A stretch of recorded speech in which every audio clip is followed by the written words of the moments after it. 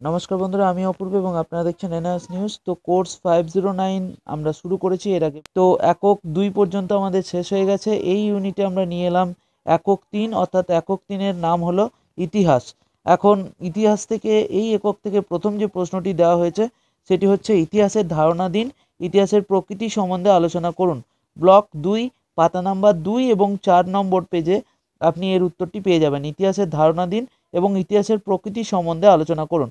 তো চলুন একবার আমি উত্তরটি আপনাদেরকে দেখিয়ে দিই। তো আমাদের পাতা নাম্বার 2 এবং 4 নম্বরে চলে যেতে হবে। তো প্রথমেই 2 নম্বর পাতায় এখানে দেখতে পাচ্ছেন ইতিহাসের অর্থ খুব সুন্দরভাবে রয়েছে। তো এখান থেকে আপনি প্রথম প্রশ্নটির উত্তর পেয়ে যাবেন। অনেকটাই বড় রয়েছে, এত বড় আপনাদের লেখার দরকার নাই। নিজের মতো যতটুকু আপনাদের প্রয়োজন ততটুকু তুলে নেবেন এবং তারপরে এখানে রয়েছে ইতিহাসের প্রকৃতি। খুব সুন্দর করে টোটাল 8টি পয়েন্ট রয়েছে, আপনারা এখান থেকে নিজের মতো করে লিখে নিতে পারবেন এই 8টি পয়েন্টকে ইতিহাসের প্রকৃতি হিসেবে। তো এটা গেল প্রথম প্রশ্নের উত্তর। এরপরে আমরা চলে যাই দ্বিতীয় প্রশ্নের উত্তরের দিকে।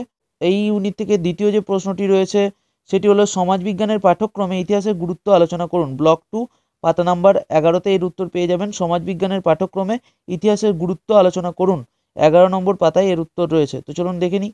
তো আমাদেরকে চলে যেতে হবে 11 নম্বর পেজে। 11 নম্বর পেজে চলে এসেছি। এখানে দেখতে পাচ্ছেন সমাজবিজ্ঞানের পাঠ্যক্রমে ইতিহাসের গুরুত্ব। এই প্রশ্নটির উত্তর আপনারা লিখে দেবেন। বেশ কিছু পয়েন্ট রয়েছে, সেগুলো আপনারা এতদূর পর্যন্ত এর উত্তর রয়েছে।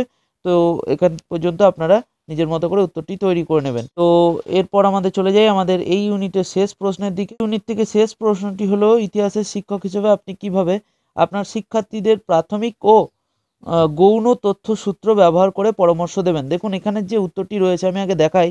14 এবং 15 নম্বর পেজে রয়েছে এর উত্তরটি। তো আমাদেরকে চলে যেতে হবে 14 এবং 15 নম্বর পেজে। আমি আগে প্রথমে চলে যাই, এখানে চলে এসেছি।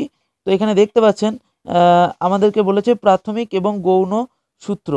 তো এখান থেকে আপনারা পেয়ে যাবেন এই যে প্রমাণের ভিত্তিতে বিভিন্ন প্রকার তথ্যসূত্র, এটারই মধ্যে রয়েছে প্রাথমিক তথ্যসূত্র এবং মাধ্যমিক বা গৌণ তথ্যসূত্র। তাহলে প্রশ্নটি অন্যভাবেও দিতে পারে যে প্রমাণের ভিত্তিতে বিভিন্ন প্রকার তথ্যসূত্র সম্বন্ধে আলোচনা করুন। তো সেক্ষেত্রেও এই উত্তরটি হবে এবং এখানে যেটি দেওয়া রয়েছে এটাকে আপনাকে নিজের মতো করে তৈরি করতে হবে প্রশ্নটিকে। একজন শিক্ষক হিসেবে আপনি এই তথ্যসূত্রটি শিক্ষার্থীদের মধ্যে কিভাবে এটাকে বলা যায় ইমপ্লিমেন্ট করবেন, যে তারা এই তথ্যসূত্রের ব্যবহার করে তারা কিভাবে ইতিহাস শিখবে।